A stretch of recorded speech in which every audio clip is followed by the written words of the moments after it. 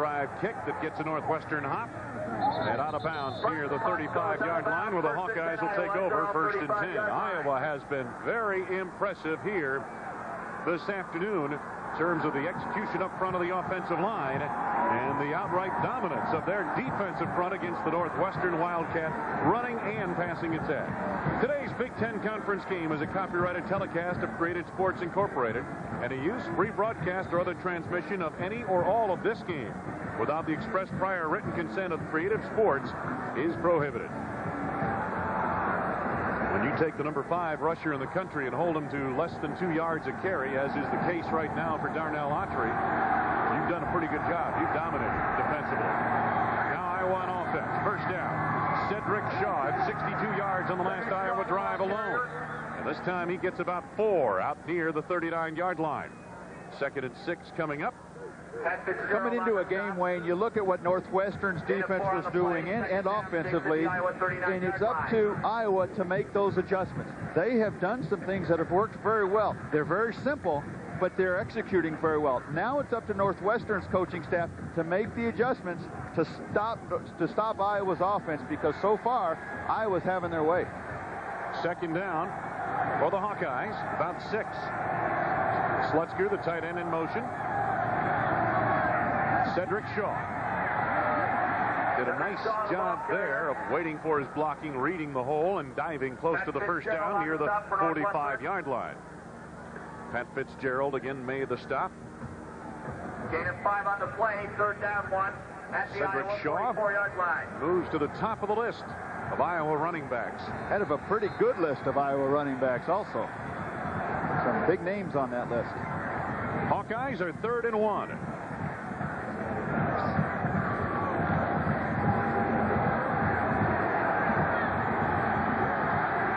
9:40 left to go, first half. Motion from Price, the tight end. Shaw follows him to the right side. Good penetration made by Martin, and Cedric Shaw reaches for the first down marker. Chris Martin, the cornerback, came up and forced that play to the outside, a little bit farther outside than Cedric Shaw wanted to cut it. And that may have cost him the first down. We'll have to wait and see on the spot of the ball. He only needed a yard, and it was a long way to run to pick up that 1 yard. And it looked just at the end, he had enough of a move and enough momentum left in him to pick that up. It was very, very close. Decision time once again. He is short of the first down, and this time Hayden Fry says, well, wait a minute, guys. We've already burned a couple of timeouts. We're not going to get the Wildcats to jump off sides. They're a pretty smart bunch up front. And you've got the lead, and you want to try and back Northwestern up, make them go into the wind as far as you can. So on in punt formation with a wind to his back is Nick Gallery, and he gets good leverage into this punt. Brian Musso makes the catch in the swirling winds of Dyke Stadium, and the Wildcats will take over, trailing 7-3.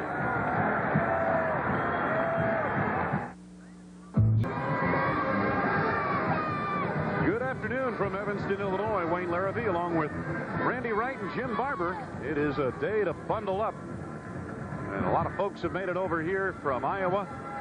The team was to fly in here yesterday afternoon. They decided to take a bus in. It was a torrential monsoon-like rain all day yesterday here in Evanston. And then last night it turned to snow. And this morning you woke up, you thought it turned to ice. You thought it was January instead of November. Iowa has dominated this football game thus far, although they only lead 7-3. Now on first down, Hawkeyes showed a blitz. Play action, and Schnurr looking to throw. Had a man open in the flat, tipped it, intercepted. Tom Knight down the sidelines. He's got a convoy to the end zone. Touchdown, Iowa. Talk about being in the right place at the right time. It was a good play action. Schnurr has his man Hartle wide open in the flat and just puts the ball too high for him to jump up there. And as Hartle tries to get it, tips the ball up. Tom Knight, the right place at the right time. Here we'll take a look at it. Good play action. Schnurr's got plenty of time. Just throws the ball too high.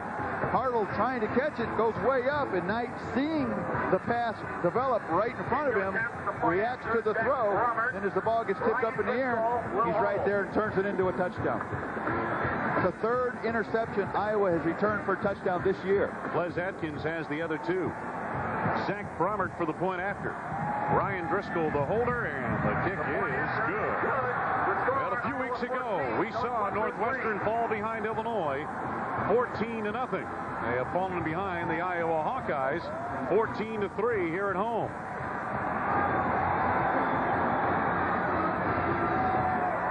Iowa Hawkeyes have won 21 in a row over this Northwestern program. And so despite the way things have gone this season, they felt they came in here with some confidence. Take a look at the longest winning streaks among Division I rivalries. Notre Dame, 31 in a row over Navy. Nebraska over Kansas State. Kansas and Nebraska meet today. The Cornhuskers could run that to 27. Gary Barnett was speaking at a luncheon yesterday, Wayne, and they were talking to him about this 21-year streak, and he said that's kind of short compared to some of the ones that they've broken this year. And you look at Notre Dame and you look at Michigan, it was 3 decades. He didn't think 21 was that bad. Yeah. That's nothing. That's much longer streaks we've been working against. I mean, Michigan has been 3 decades. So number 17, Josh Barnes, and number 32, until they went up to Ann Arbor and won this year. It's been a long time since Northwestern had defeated Michigan. Twin safeties dropping back deep. Darnell Autry on the far side. Josh Barnes on the near side of your screen. And Brian Hurley has it on the tee. 8:25 to go, first half. Good leverage into this kick. And Autry. Adrian Autry across the 20. Nice move out near the 29-yard line. There is a penalty marker down very late in the play. Ed Gibson made the stop for the Iowa Hawkeyes. One thing about Steve Schnur, Wayne, is Northwestern doesn't need him to be extraordinary. What he has done so well for them is the ordinary things extraordinarily well. He knows that. He plays within himself. That last play, those are the plays that he has made very well for this team. That's one reason why they have such a positive turnover ratio. That play was very unlike him. A simple pass, he just threw it too high. During the return, personal foul. First foul. Personal foul against Iowa. So this gives Northwestern better field position to start their drive. And they are trailing 14-3. 8:21 left to go. As we go back and talk, as I finish that thought up about Schnur, he needs to make sure, even though they're down 14-3, that he doesn't try and make the plays that he's not comfortable making. We are second period in Evanston. And now when the officiating crew gets everything straightened out, the Wildcats find themselves at their 44-yard line.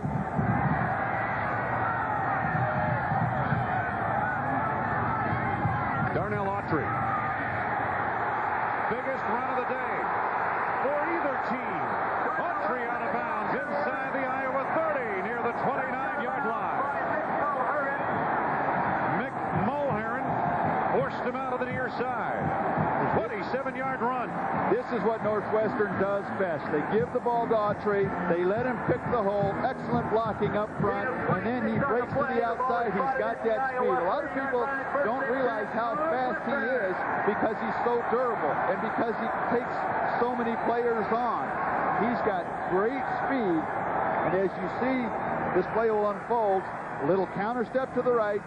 Comes back. He lets the hole develop. And then he busts right through it. A little counter step will sell the play to the linebackers, won't it? Especially with the way Iowa is pursuing so far, you just need a little move to make them think the whole play's going to win. Autry gets by Diaco. Autry close to the first down near the 21-yard line. Oh, he made a good move out of the 30-yard line to get beyond Bobby Diaco, the second leading tackler in the Big Ten, and John LaFleur put him away, gain of about 9. You see Autry, again, getting Iowa to over-pursue. He cuts back. A huge hole right there. When your linebacker misses a tackle, everybody else is generally going to be blocked. That's going to lead to a big play. Autry now 10 carries, 50 yards. 36 of those yards, or thereabouts, have come on the last 2 calls. Second down. Autry, this time is nabbed as he waited for his blocking by John LaFleur. He gets back to the line of scrimmage and no farther. So third down coming up. After 2 outside running plays, Northwestern trying to catch Iowa, thinking outside and to bust a quick one right up the middle. Iowa stayed at home, well-disciplined defense, made a nice stop. So third down for Northwestern, trailing by the score of 14-3. Just over 7 minutes to go. Second quarter. I think they need a touchdown on this drive, Wayne. If Iowa holds them again to a field goal, that's going to be a little victory for them. Northwestern needs a touchdown. Autry going wide. Rollins forced the play. Bill Ennis-Inge denied him the first down. Iowa's fired up for this ball game today, no doubt about it. Our sideline reporter, Jim Barber, may have a reason behind that. All right, Wayne, take a look at this newspaper. This is the Quad City Times after Iowa was beaten by Illinois at home. This particular writer, this columnist, called the Hawkeyes who played that game fakes, imposters, and phonies for their performance during the last 3 games. We talk about the war of the worlds between the two teams. That may have happened in this newspaper. That may be one reason the Hawkeyes are playing so well today. You're right, Jim. That is bulletin board material, no doubt about it.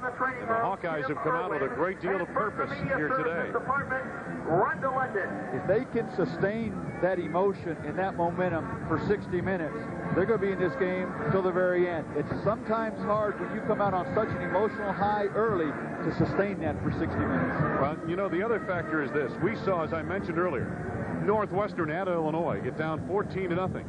And they started making some adjustments on that coaching staff, and boy, they just worked it through and eventually ended up with a 17-14 victory. And they started making some very good plays defensively to shut down Illinois. A little difference here is I think Iowa's offense is more explosive than Illinois'.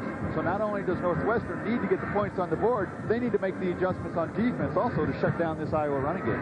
The timeout, as you can see on the field, and Gary Barnett talking with his offensive unit. Autry lost a yard in that last play. It's 4th down and about 2 yards to go. For the Northwestern Wildcats, the football just inside the Iowa 22-yard line. The field goal try, Randy, would be almost 40 yards, and they'd be kicking into a pretty strong wind. Brian Goins has done a good job in relief of Sam Balancisi, but that would be by no means a gimme. And I think this goes back to one of the points we made earlier. When you get the opportunities down inside or close to the red zone, you need to turn those into touchdowns. That's what Northwestern's trying to do here. 4th down, it's a long 2 yards to go.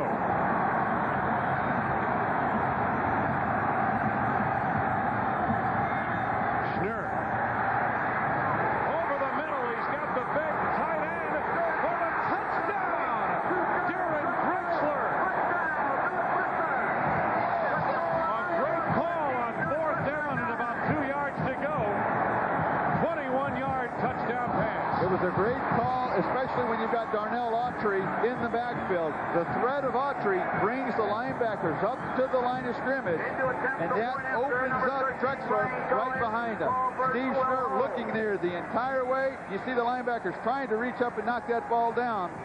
Couldn't get there, and then Drexler just bulls his way into the end zone. And the point after is good by Brian Goins, and the Northwestern Wildcats charge right back into it. 6:44 to go. First half at Evanston. Iowa's lead down to 4. On the finish line replay, this is 4th down, almost 3 yards to go. 2.5 yards to go. Steve Schnur up and firing over the middle, an all or nothing play to the tight end. They get not only the first down, but the touchdown. And now back live. The kickoff muffed by the Hawkeyes, picked up by Damon Gibson, and he's going nowhere. So Iowa will start back at its 7-yard line. Special teams letting Iowa down again. Another muffed kickoff return or attempted return here. Northwestern doing a good job of keeping Tim Dwight out of the game. He doesn't get the ball, he can't hurt you. The touchdown moments ago by Northwestern. They got the Wildcats back in the game. There's head coach Gary Barnett. And it looks like he's been there before, huh? And that's the attitude that this entire Northwestern team has taken. Be happy about it, but don't get so excited. Just take it as it comes. Cedric Shaw's the tailback. He gets the call.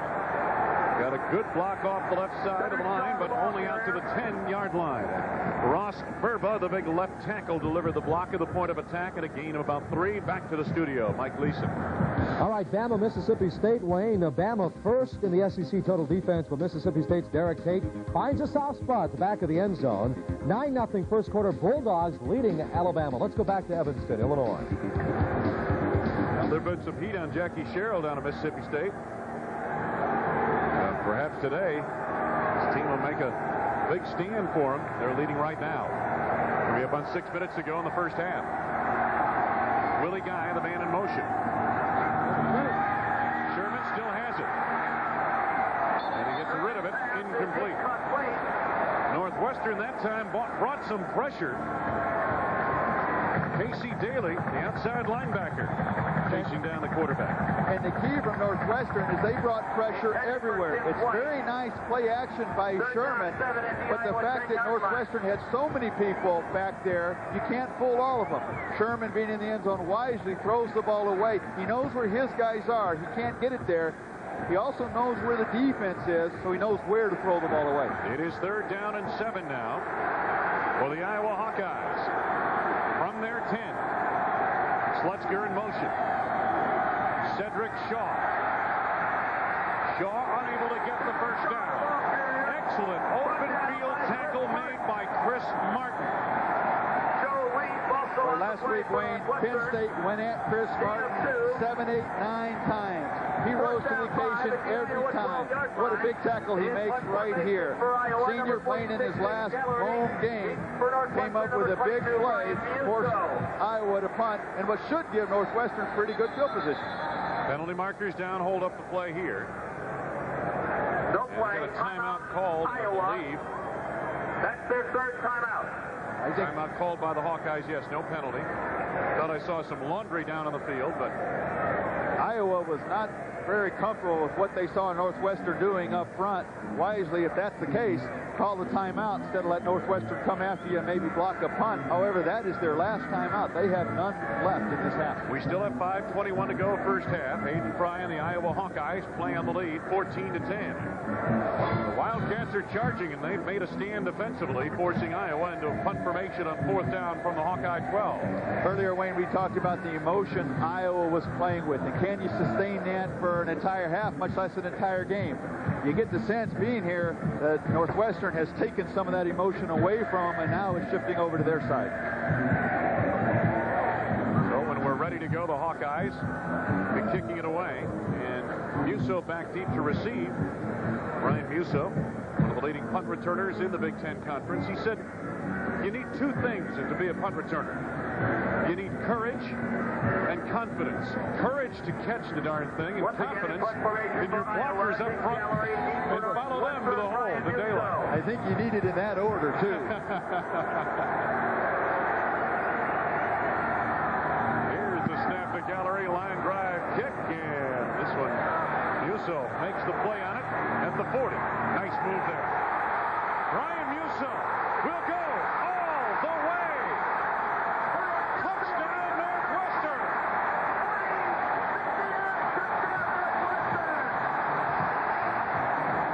What a great play by Musso, Wayne. You just talked about him having the courage and the confidence.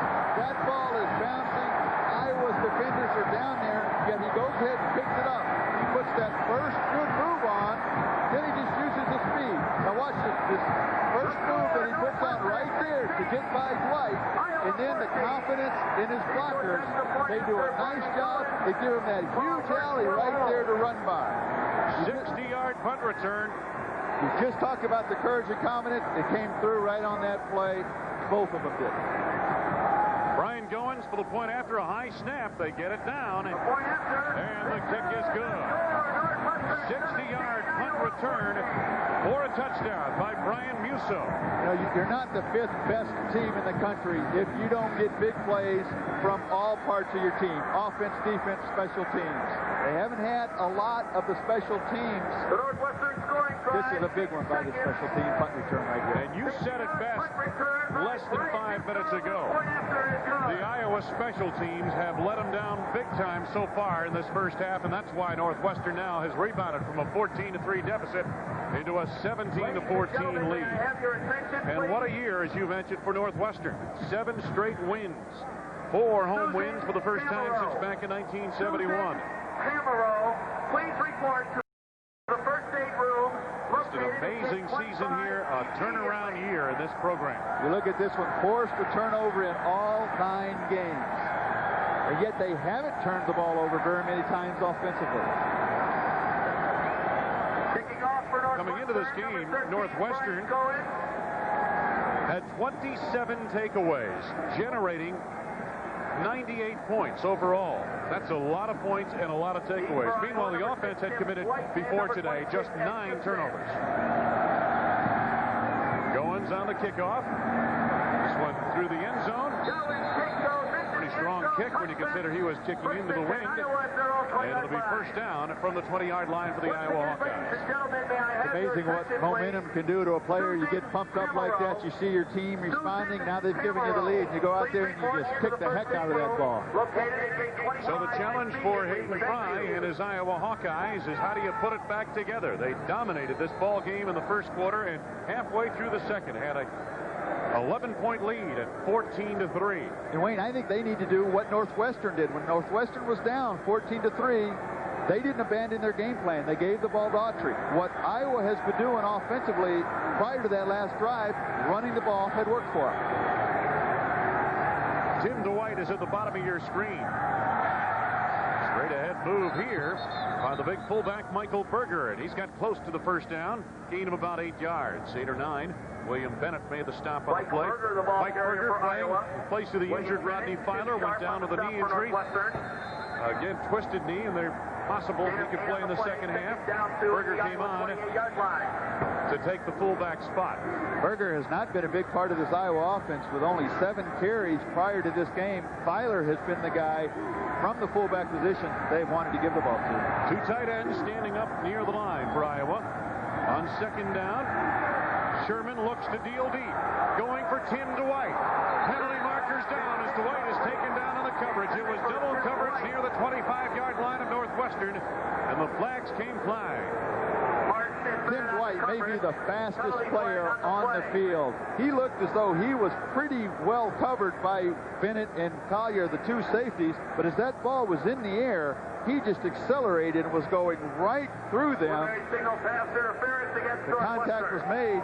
Dwight couldn't quite get to the ball. Here you see Sherman just waiting for Dwight to accelerate. Now, as you see, we'll pick it up here. You'll see Dwight just behind him and then going down with the contact that had already been made. Bennett and Martin had the coverage, as you said, and again, a good play fake by that man, number 12, Matt Sherman, froze the linebackers, gave him plenty of time. You know, Ron Vanderlinden, the defensive coordinator for Northwestern, told us the key to stopping Iowa, really the big key to containing their big play offense, is stopping Timmy Dwight. He has the longest play from scrimmage, both running and receiving, the longest kick return, the longest punt return. If it's got the word longest in it, it's probably got his name attached to it. Off the penalty, first down, Hawkeyes at their 44-yard line. Play action again, a slip by the quarterback and a sack back inside the 35. Sherman lost his footing, and Casey Daly made sure he stayed down.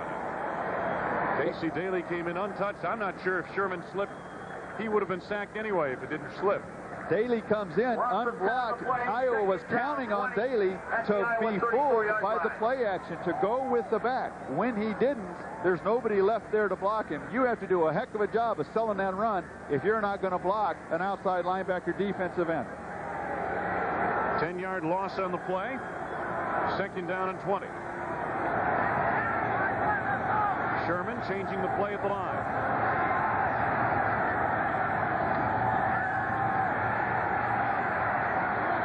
Great pass protection. Great catch by Slutzker, the tight end.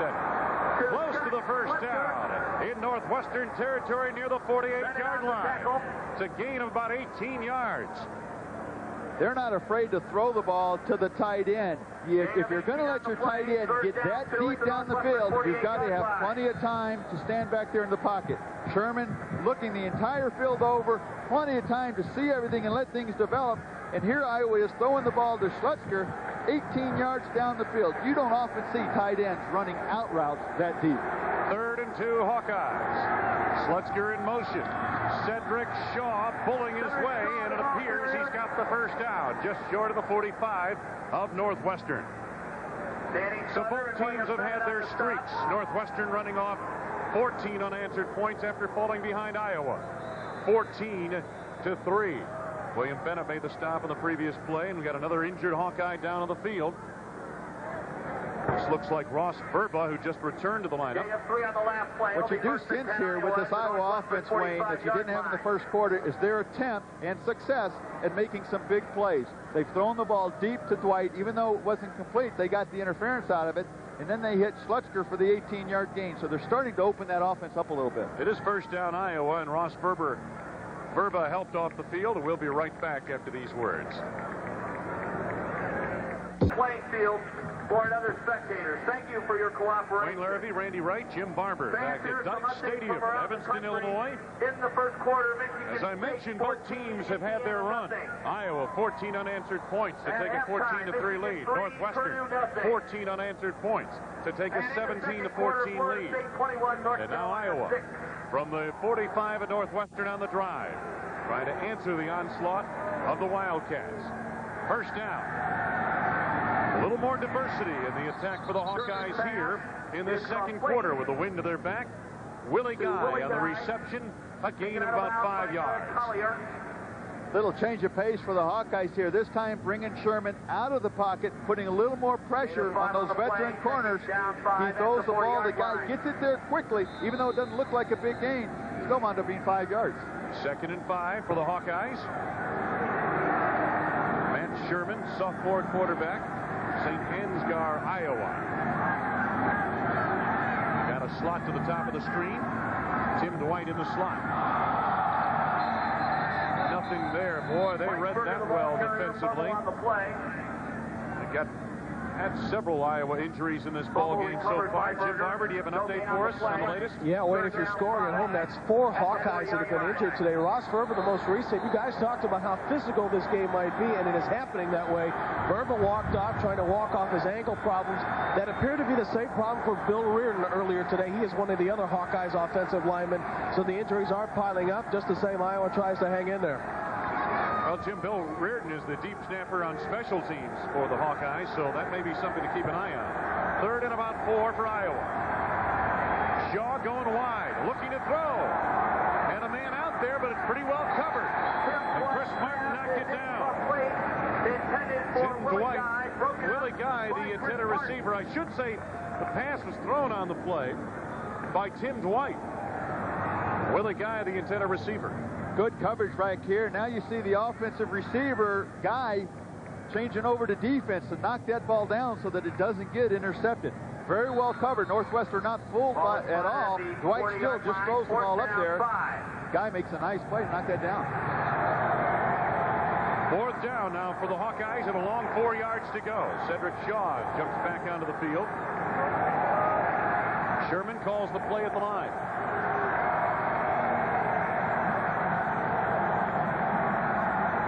Blitz. They pick it up pretty well. Sherman has time. Slutzker, the tight end's got a first down and more. Slutzker inside the 10 to the 5 to the end zone and touchdown. Sherman pass is complete. Wayne, if you ever get man-to-man coverage as a quarterback, the first thing you look for is the crossing route, because that's the guy that's running away from the cover guy. Sherman does a nice job, first of all, recognizing man-to-man, then looking to his tight end, who he has on the crossing route. All he has to do is lead him away from that defender. He does a nice job throwing it out there. Then it just becomes a foot race. Tight end against a strong safety. Collier, who grips him, almost brings him down.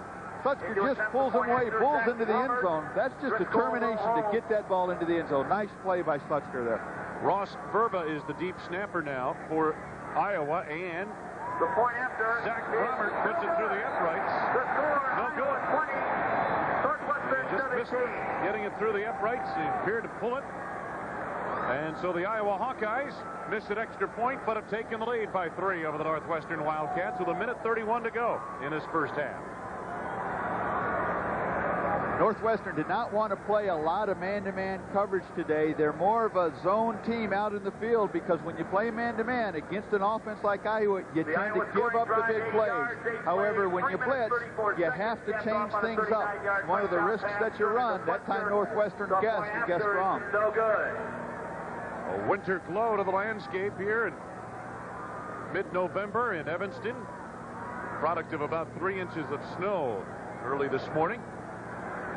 And there is Matt Sherman and Coach Gary Barnett.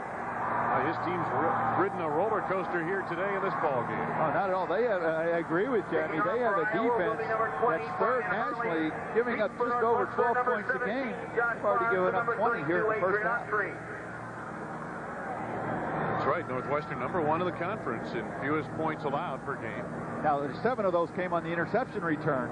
But still, that's 13 points that Iowa's put together with some long drives.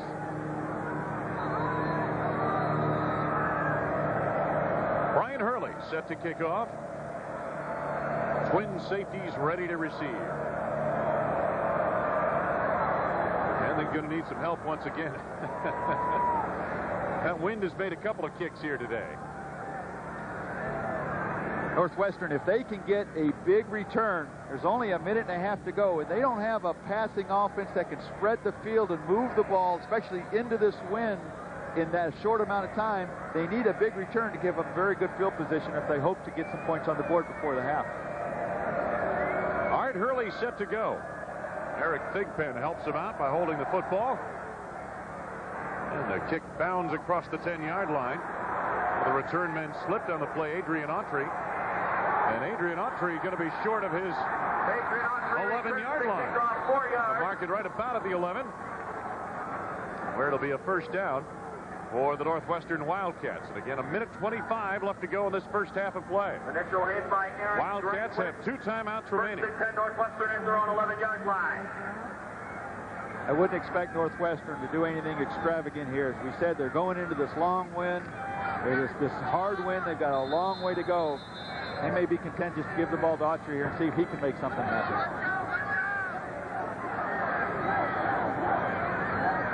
The Iowa scoring drive, as Randy mentioned, they've gone on some long drives. That took a little less time than the other drives, but nonetheless got the job done.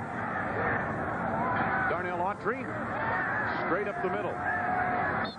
Lloyd Bickham in the middle of the Iowa defense, the nose tackle. Forced it back on the play. Pickup of about 3 yards. This is where, if you're Iowa, you wish you hadn't burned those 3 timeouts earlier in the half, because you could call these timeouts and force Northwestern to either make a first down or have to punt into this one. So it'll be second down now for the Northwestern Wildcats. Iowa leading 20-17. In what has been an entertaining back-and-forth contest here thus far this afternoon. That's Dwayne Bates at the bottom of your screen. But they'll keep it on the ground. It's one of the best in the country, Darnell Autry. He just hasn't had a whole lot of room to run for the most part today. Gains about a yard there, leaving a third down coming up. And under half a minute to go in this first half. Iowa's defense, as you said, Wayne, they've done a nice job of containing him. He's got a couple of plays that he's broken open, but for the most part, they've done a nice job shutting him down. Bobby Diaco in the middle of that Iowa linebacking core. The Hawkeyes have come in here to Evanston. And as we hit intermission, it is the unranked visitors from Iowa City who lead the 5th-ranked team in the nation 20-17. To the studio and Mike Gleason. All right, thanks a lot, Wayne. Should be a fantastic second 30 minutes at Evanston. 20-13, a field goal separates the two. Welcome back to the Big Ten studios for our Big Ten halftime report. Coming up, scores and highlights. Plus, we'll start things rolling with an update on the Boilermakers and the Wolverines of Michigan. That's coming up next when the Big Ten halftime show continues in a minute. And you're looking at the campus of Northwestern University in Evanston, Illinois. There it is, 20-17. Northwestern sitting on top of the Big Ten, but they trail the Iowa Hawkeyes by 3 at halftime. Hi, everybody. Mike Gleason, and welcome back to the Big Ten studios. Let's bring you up to date on today's action in the Big Ten and all around the country. Our first stop, the Big House in Ann Arbor, Michigan. All right, the Wolverines still stinging from that loss in East Lansing a week ago. Windy and snowy on the Michigan campus today. Turnovers playing a key early on. Michigan's first punt of the day, fumbled by Purdue's Craig Allen. And when it's finally picked up by Sam Sword, it's down on the 2-yard line. But Michigan could only capitalize with a field goal. All right, Tim Biakabatuka, big first quarter. This one goes for 37 yards. Biakabatuka in the first quarter alone, 11 carries, 73 yards. But Purdue's defense rises to the occasion. They come up with the blocked Hamilton field goal, and it's still Michigan 3-0 as we go to the scoreboard. There it is in the third quarter now. Mike Alstott needed 35 yards for a school record, 5 carries, 12 yards against that stingy Wolverine defense in the first half. All right, Michigan State, Indiana. Indiana getting Alex Smith back in the Michigan State Spartans after the big win over Michigan in East Lansing a week ago. They're rolling in the second quarter, 21-7 in the second over the Hoosiers. Coming up later on, the 3:30 kickoff, Illinois-Ohio State. Terry Glenn doubtful, separating his shoulder in the Metrodome last week. Illinois won 4 straight in Columbus. All right, coming up tonight in the Metrodome, it's Minnesota and Wisconsin. Now, 6th-ranked Florida State biding their time until they get a shot at Florida in a couple of weeks. Traveling to Chapel Hill this afternoon. We'll pick it up in the first quarter. North Carolina's Mike Thomas gets his punt blocked by Mario Edwards. A lot of Seminoles around the football. Edwards, though, he catches it, goes in for the touchdown. It's 7-0 Seminoles on top. Later in the first quarter, Warwick Dunn breaks one here. It goes for 43 yards. He's averaging just under 10 yards a carry, and he finally gets into the end zone. The Seminoles on top, 14-0 at this juncture. Now later in the second quarter, UNC driving. Thomas fumbles the football, but he picks it up and still gets some yardage out of it. Thomas later scores from 6 yards out. Extra point was blocked. There's your score. It's 21-6 now. Florida State now 29-1 in the ACC since suffering that loss to Virginia. All right, speaking of Virginia, the Cavaliers in Maryland today. The Cavs can clinch a share of the ACC title with a victory. Check it out. Maryland leading 3-0. Brad Rhodes kicks it off. Virginia lets it bounce. That's a live football, guys. Well, Paul Jackson knows it. He recovers, and that set up a Scott Milinovic touchdown. Here he is right now on the bootleg on the left side. 11-0 Maryland going up on top. Later now in the first quarter, Milinovic again back in punt formation. It is not a good one. Shanks it off the right side of his foot. It goes only 19 yards. Virginia football on the Maryland 39-yard line, and that sets up this. Rafael Garcia, 22-yard field goal. And let's go to the scoreboard. Virginia has come back now. They trailed 11-4. It is now 11-11. Virginia, of course, jumping 10 spots in the polls after that huge victory over Florida State. All right, let's go to the SEC. Alabama, Mississippi State. The Tide winning 36 of the last 37. Alabama leading this one, or trailing right now. Mississippi State up by 2, 9-7. And the Temple, Virginia Tech, they're playing this one in RFK Stadium in Washington, D.C. Tech looking for its first 8-game streak since 1905. It's Tech by 4, 10-6. And the Pitt Panthers are hoping to snap a 7-game skid. There you have it, though. It doesn't look good. The Orangemen all over the Panthers. It's at halftime. It's 28-7. All right, Raymond Priester needed 62 yards to crack 1,000. He's only a sophomore. And Clemson by a couple of touchdowns in the second quarter over Duke and North Carolina State. And Georgia Tech gets 6-6 in the second as they head for the intermission there. Miami and Boston College, BC trying to salvage what was expected to be a promising season. All right, Butch Davis hoping to keep his team up with the NCAA sanctions pending down there. Ryan Clement avoids the sack here, and he hits Jared Daphnis. This one goes 56 yards, and it's the Hurricanes up by 7. Second quarter, Miami's threatening again, but Clement is picked off at the 2-yard line. Not a lot of scoring in the ballgame. Rob Clifford for BC picks it up there in the second quarter. Dan McGuire tries a 30-yarder, but it's blocked by Kenny Holmes. And it's Miami in the second quarter right now as we light up the scoreboard once again. It's 7-0. As I mentioned, not a lot of scoring in that Big East affair. Let's go to the Mid-American Conference right now. Central Michigan, Ball State. It's Ball State over the Chippewas by a couple of touchdowns in the second quarter. Bowling Green and Kent. Bowling Green, of course, Gary Blackney, one of the winningest coaches over the last 3 or 4 years, is struggling this year, but the Falcons up on Kent 19-3 in the second. And Miami of Ohio, they're playing this one in Athens, and the Bobcats leading after a safety. It's in the first. It's 2-0. And we'll be back with more of our Big Ten halftime show coming up right after this.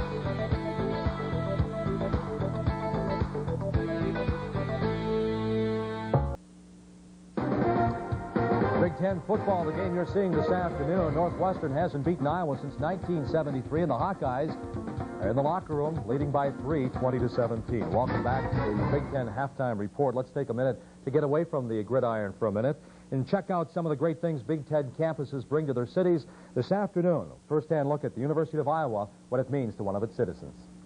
Back home in Iowa City, the Iowa Hawkeyes get their health care at the University of Iowa hospitals and clinics. And so do thousands of others throughout the Midwest who need special help, like this lad.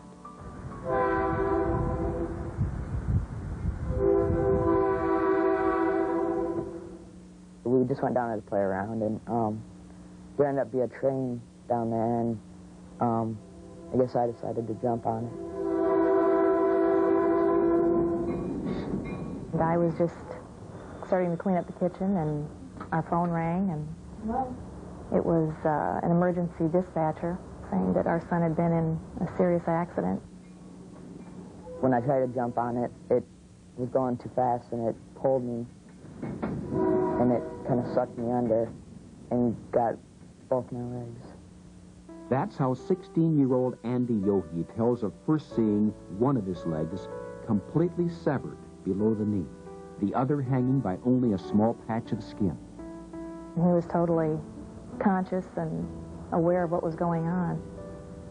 He just looked very pale, and I was very scared. And from Genesis Medical Center in Davenport, Andy was rushed to Iowa City aboard University Hospital's air care helicopter. By the time we saw him, he had lost a lot of blood, so his general condition was very unstable. And obviously our first priority was to save his life. Take some deep breath. He had essentially severed both lower extremities, one above the knee and one below the knee. Let's check the dressing, see if we have any drainage. Okay, that one looks good. Ready? Andy's challenging road to recovery has led him through many skin grafts, a variety of casts, wheelchairs, and finally, his first prosthetic leg. The first time I tried it, it was hard just to stand and get my balance back. Then it gradually got easier. Every day I could walk a little further. It'll be great to walk with both legs. Way cool, dude. he's just amazing. He's so strong and has got such an excellent attitude, and he loves the challenge. And so he just really goes for whatever he wants to do. Here we go. Oh. Here's the shot. I couldn't even really move at first after the accident, and now I'm just up on my feet again, and really I've pretty much accomplished everything that I've wanted to so far. So I think it's time to make some new goals.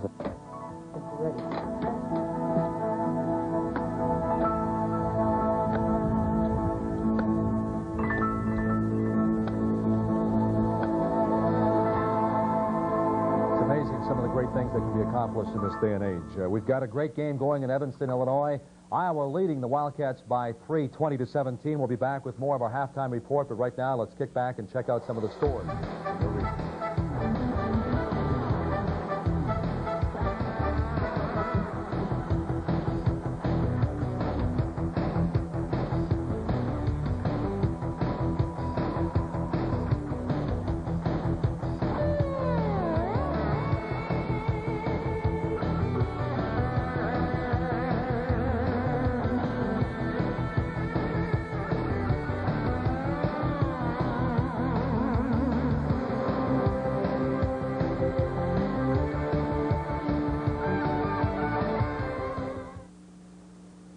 $1995 marks the 100th season of Big Ten Conference football action. Celebrate the centennial anniversary of the Big Ten by ordering this commemorative home video chronicling 100 years of football and men's basketball. For just $19.99, you can relive the rich tradition and proud legacy of gridiron legends from Grange to Griffin and basketball greats such as Lucas, Magic, and the Fab Five. To order, call 1-800-BIG-TEN-4 or send $19.99 plus $5 shipping and handling to the address shown. Checking out one of the great running backs to explode under the Big Ten scene. He wore number 45, played for a coach by the name of Woody Hayes.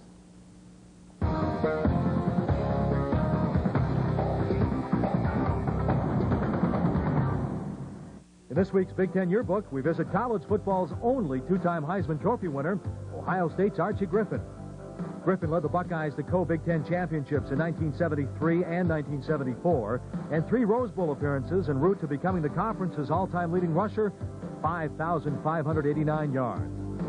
Inserted into an early season game, Griffin, playing in the first class of freshmen, allowed to participate in varsity action, began his career in inauspicious fashion.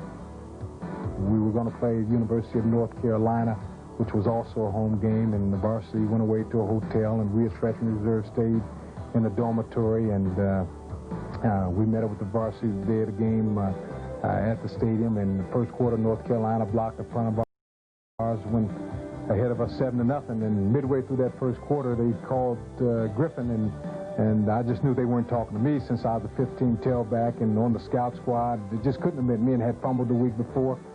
Just couldn't admit me, so I hesitated, and they kept calling my name, and at that time I was the only Griffin on the team. Went up to Coach Hayes, he grabbed me by the shoulder pad, told me to go in at tailback. I went to run out onto the field when my teammates called me back because in all the excitement I had forgotten to take my helmet with me. Regaining his composure, Griffin showed everyone around the Big Ten a glimpse of what he had in store. I was really in a daze the whole time, but my number was being called, and I was running with the football, and that game I had in the fourth quarter and beginning of the fourth quarter when I came out, the 86,000 fans that went to Ohio Stadium that day gave me a standing ovation because that was the day that I came in and rushed for 239 yards, which at that time was an Ohio State rushing record. That really was a springboard of my whole career at Ohio State. Currently an associate athletic director at OSU, Griffin recalls playing for legendary coach Woody Hayes and the effect it had on him on the playing field and off. I just marveled at Coach Hayes, the individual. I mean, he was without a doubt a great football coach, but in my opinion, he was the better person. And I say that because of his leadership qualities, his dedication to Ohio State University, the Big Ten, the coaches who coached for him, the players who played for him. I mean, he was tremendous with the people that were in his program. Griffin was the Big Ten's most valuable player in 1973 and 74 and was named a running back on the Big Ten Centennial All-Time Football Team. Archie Griffin, not only was he a two-time Heisman Trophy winner, one of the few Buckeyes that never lost a game to the Michigan Wolverines. Speaking of the Michigan Wolverines, let's update you now with the Purdue Boilermakers. Let's go back to Ann Arbor. Rick Tresker picked off, but check it out. Charles Woodson, watch his foot.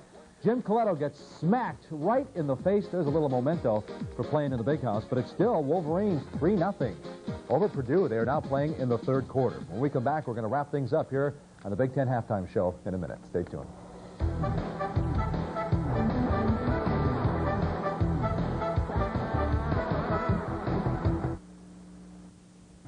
That's going to wrap it up for our halftime show. Let's send it back to Evanston. You know, they have a blizzard before the game starts. Wayne, Randy, and Jim take over. They have sunshine. Guys, you might have short-sleeve shirts by the end of the ball game. All right, it's not short-sleeve shirt weather yet here, but the weather has improved from when we got here early this morning. Iowa has a 20-17 lead over Northwestern, and Randy, right, in this ball game, I think we've seen the product of all the rhetoric that went into this game, a lot of counter charges and charges of running up scores and everything else. Both teams have had their 14-point runs, and now we're settling into a football game. I agree with you. There was a lot of emotion early in the game. That has settled down. Now they're being able to play football, and I think if you look at what they're doing on the field, Northwestern has got to be surprised with the success Iowa's had so far. Iowa's executed very well up front. Let's look at some of the highlights. We had an explosive at times first half here this afternoon. Take a look at this. Northwestern on the attack. Steve Schnur, one of the best in the business at taking care of the football. This pass a little bit high off the hands of Matt Hartle, and it's returned by Tom Knight of Iowa. He's got a convoy down the sidelines to the end zone for a touchdown that gave Iowa a 14-3 lead at that point. Northwestern able to strike back. They take the lead on this play. Brian Musso takes it off the hop. Nice play here. Now watch the move. He keeps his balance, eludes one defender, takes it straight ahead, and we're talking about confidence that he has in his blocking, and then he executes beautifully all the way for the touchdown, 60 yards. Northwestern leading by 3. Iowa comes back late in the first half. Matt Sherman looking for his tight end, Scott Slutsker. Slutsker crossing across the field, makes the reception and starts running away from people down the sideline. The extra point was missed, and that could hurt Iowa in the end, perhaps, if this game is close down the stretch, but it's 20-17. First half stats now. Time of possession heavily in favor of Iowa. Much of that was accomplished early in this ball game. In the first quarter, Iowa came out and dominated. And you look at some of the plays that they've run in the rushing yards. If rushing yards only 58 for Northwestern, they need to get the ball to Autry more than that. All right, let's get back down to the sidelines and Jim Barber. Jim? And it is hard to believe the 20 points the Wildcats have given up in this game so far, the most they've given up in a Big Ten game all season long. Couple things to keep in mind. Both teams seem to feel comfortable with the passing game. The win is not being as much a factor, and here in the second half they may feel an opportunity to put it up again. And of course the win will be a factor down the stretch when it comes to the special teams and the field goal kicking, but it is not as blustery as it was when we started today's game. All right, thank you very much, Jim. Iowa Hawkeyes will be kicking it away to the Northwestern Wildcats to start the second half of play.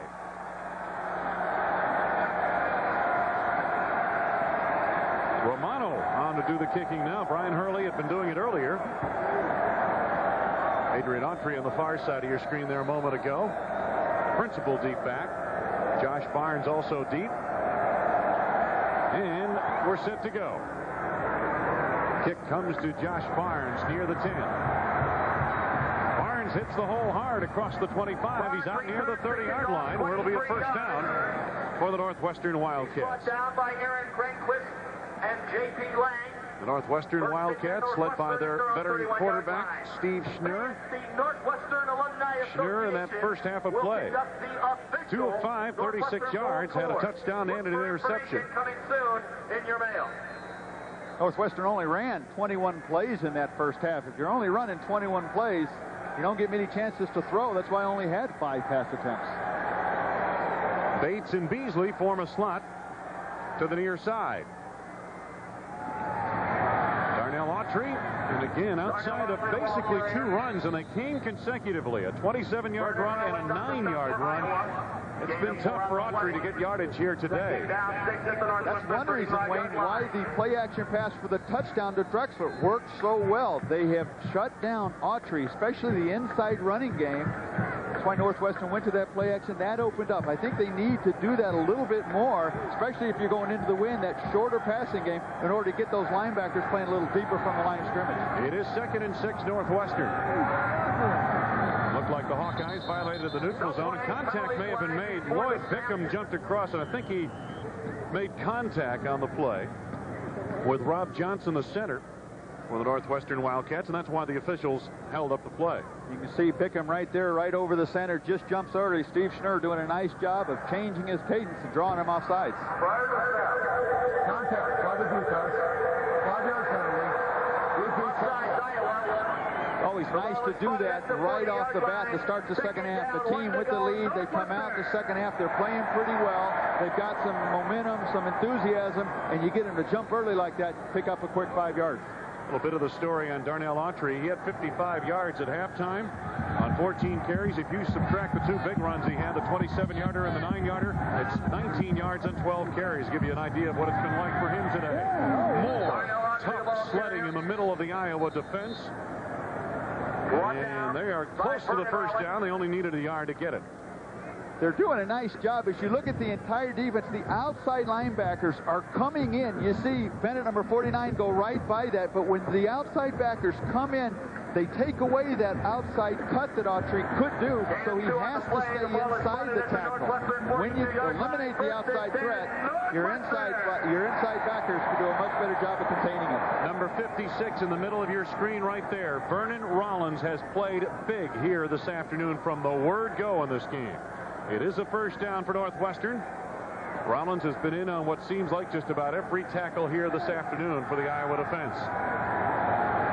Football just across the 43, and Schnur to the air. Wide open, Bates to the Iowa Iowa 36-yard line. First down, Northwestern. One down by Ed Gibson made the tackle in the deep secondary of the Hawkeyes. 22-yard gain. Watch the linebackers stay at the line of scrimmage with the play action. They don't drop back. Diaco and Rollins, they come up. When they don't get back, there's nobody underneath Bates, number 5 right here. It's a very easy passing lane. So as a defense, you've got to be able to mix things up. If you're going to play the run every play, that's where the offense is going to attack you. So the Wildcats on the first drive of the second half. To the Hawkeye 36, and Autry gets the call. Autry pulled back by Vernon Rollins. Once again, LaFleur was also there. A gain of maybe 3 yards, just inside the 34 of Iowa. Rollins, you mentioned earlier, he's been very, very big today. We isolate here. The run's coming right at him. He fights off the blockers, creates the room, and is standing right there. Not only does he make the tackle, but he's got enough upper body strength to pull Autry backwards, keep him from falling forward. We're in the opening 3 minutes of the second half. Northwestern trailing by 3. And the Wildcats on a first down near the 33-yard line of Iowa. Bates on a reverse, and it's well executed. Bates inside the 20 to a first down. Northwestern near the 16-yard line. Ed Gibson made the stop. That was set up beautifully by the Northwestern offense. As Bates got the ball, there was only 1 Iowa defender and 4 offensive players for Northwestern out there. Watch Schnur sell this all the way, shows the ball, and as he gets Bates, everybody from Iowa is on this side of the hash mark. There's only 1 Iowa defender, and he does a nice job of tying up the blockers and causing Bates to adjust his run until Gibson can come over and make the tackle. Now the Wildcats on a first down. Football just outside the 12-yard line of Iowa. Autry has a seam. And he's close to a first down near the 7-yard line of Iowa. Gain of almost 10 yards. Mick Mulhern made the stop. Big plays can come in many ways, Wayne, and a little trickery by the Northwestern offense, usually conservative, can add some excitement to the rest of your team. That time, looked like their offensive line really came off the ball and opened up a big hole in the middle, a rare opening for Autry to run through. Gain of about 9 yards, 2nd and 1.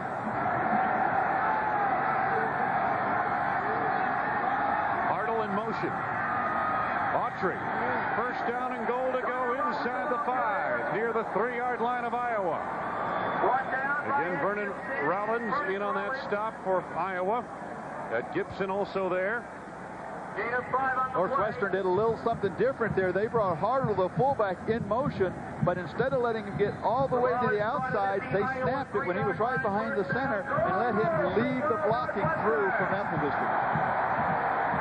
Northwestern trying to send a message in the early going 3rd quarter. First and goal at the Iowa 3. That's Hartle in motion. Autry, well blocked off the right side, virtually untouched to the end zone for the touchdown.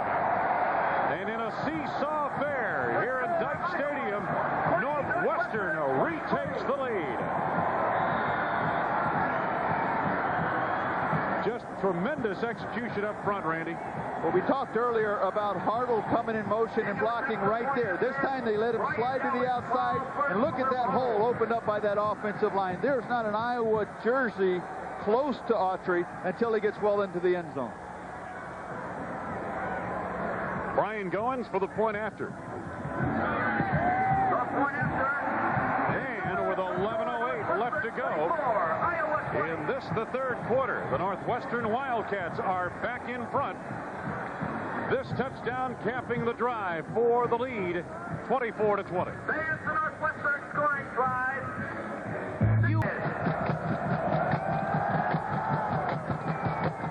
Here's the kickoff. Ed Gibson makes the catch on it. And he's short of the 20-yard line. Hudayfa Ismaili made the stop for Northwestern along with Josh Barnes. The Northwestern offense, Randy, was highlighted by a big play. Well, this is not real familiar for what Northwestern does. They don't run a lot of trick plays, but when they do, they make them effective. And this was called at a very good time, and it spurred this team on, gave them some excitement to come off the ball, and it led to this touchdown right here by Autry. First down for the Hawkeyes, just short of their 20-yard line to the 19. Cedric Shaw cut down across the 20 to the 21, a gain of a couple. Eric Collier on the stop for On the Northwestern scoring drive to send a message at the outset of the second half, 69 yards in 8 plays, 7 on the ground. So many times this year, Wayne, Northwestern's offense, when they've needed to put points on the board, have done that. They've got a long drive, most of it on the ground, that resulted in a touchdown. Now their defense needs to respond to start this second half the first time they take the field, same way their offense did. Second down and 8, Iowa. Tim Dwight comes to the bottom of your screen. Sherman making the call at the line, and he doesn't have time. Penalty markers down.